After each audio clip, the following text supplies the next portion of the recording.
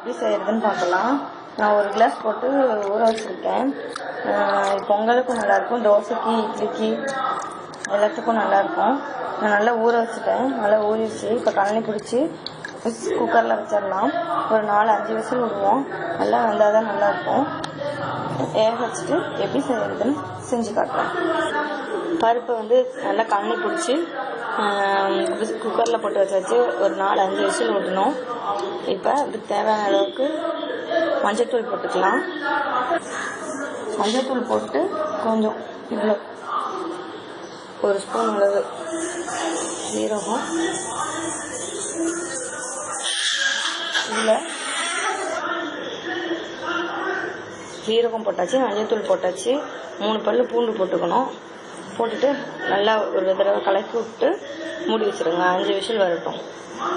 நல்லா வந்துருச்சு பாருங்கள், நல்லா வந்துருச்சு. இதை லைட்டாக மத்து போட்டு கடைஞ்சிக்கலாம். சாம்பார் செய்யறதுக்கு தேவையான அளவு சின்ன வெங்காயம், 2 தக்காளி, பூண்டு, பச்சை மிளகாய், கொத்தமல்லி கடைசியை தூவத்துக்கு, கொஞ்சம் மிளகாத்தூள், இந்த மாதிரி மிளகாத்தூள், உப்பு. எப்படி செய்யறதுன்னு பார்க்கலாம். எண்ணெய் ஊற்றி எண்ணெய் நல்லா காஞ்சிருச்சு. கடுகு, உளுந்தம்பருப்பு இதெல்லாம் சேர்த்து போட்டுக்கணும். நான் சேர்ந்த மாதிரி வச்சுருக்கேன், அதனால் 1 ஸ்பூன் போட்டுருக்கேன். கடுகு நல்லா பொரிப்பேன்.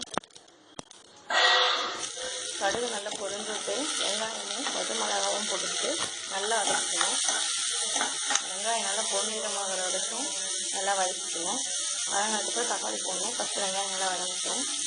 வெங்காயம் நல்லா வதங்கிடுச்சு. நான் இப்போ தக்காளி போட்டேன். தக்காளி நல்லா ருசியாக வதங்கிட்டோம். நல்லா ஃபுல்லாக ஃப்ளேவர் வர மாதிரி நல்லா வதங்கிட்டோம்.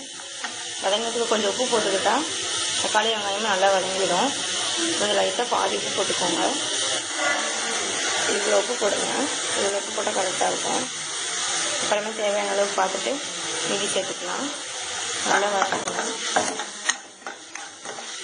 நல்லா வதங்கணும். அது வதங்குறதுக்கு இங்கே பருப்பு இது பண்ணியிருக்கிறத இதை மற்ற வச்சு நல்லா கடைஞ்சிக்குவோம். தக்காளி 3/4 வச்சு வதங்கிடுச்சு.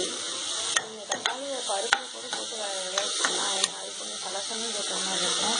இப்படி தனியாக போட்டு வதக்கினீங்கன்னா நல்லா டேஸ்ட்டாக இருக்கும் சாம்பார். அதனால இப்படி போட்டு செய்யலாம். அதெல்லாம் கொஞ்சம் சீக்கிரம் வேலை முடிஞ்சிடும். சீக்கிரமாக செய்யணும்னா அப்படி செஞ்சுக்கலாம். கொஞ்சம் டேஸ்ட்டாக வேணும்னா இப்படி செஞ்சுக்கலாம். இது செய்கிறது ஆனால் நல்லாயிருக்கும். வெங்காயம் நல்லா வதங்கிடுச்சு. இப்போ பருப்பு எடுத்து வச்சுக்கலாம். நம்ம பருப்பு எடுத்து இதில் ஊற்றியாச்சு. தண்ணி ஊற்றிருக்கேன். தேவையான அளவுக்கு நம்ம தண்ணி ஊற்றிக்கலாம். உங்களுக்கு தண்ணி ஆட்டுறதுனால சாம்பார் நல்லாயிருக்கும். பொங்கலுக்கெலாம், இட்லி தோசைக்குன்னா கொஞ்சம் வேணால் கெட்டியாக வச்சுக்கோங்க. ஆனால் பொங்கலுக்கு இப்படி தனியாக இருந்தால் தான் நல்லாயிருக்கும். ஸோ நான் தேவையான அளவுக்கு தண்ணி வச்சுருக்கேன். நல்லா கலக்கி விட்டு 1 ஸ்பூன் மிளகாத்தூள் போட்டுக்கோங்க. மிளகாத்தூள் மட்டும் போடுவோம். வீட்டுக்கு அரைச்சி வச்சுருக்கிற சாம்பார் மிளகாத்தூள் இருக்குங்க, அது போட்டால் நல்லா டேஸ்ட்டாக இருக்கும். மிளகாத்தூள் போட்டு உப்பு தேவையான அளவுக்கு நீங்கள் ஆயில் வச்சு பார்த்துட்டு முன்ன போட்டதுக்கு இப்போக்கு ஈக்குவலாக போட்டுக்கோங்க. உப்பு போட்டு வச்சுட்டு நல்லா கிளறி விட்டுங்க. நல்லா கொதிக்கட்டும். கொதிச்சோன்னா கொத்தமல்லி தூள் போட்டு இறக்கிடலாம். கொதிக்கட்டும். சாம்பார் நல்லா கொதிக்கிட்டு, சாம்பார் நல்லா கொதிச்சிருச்சு.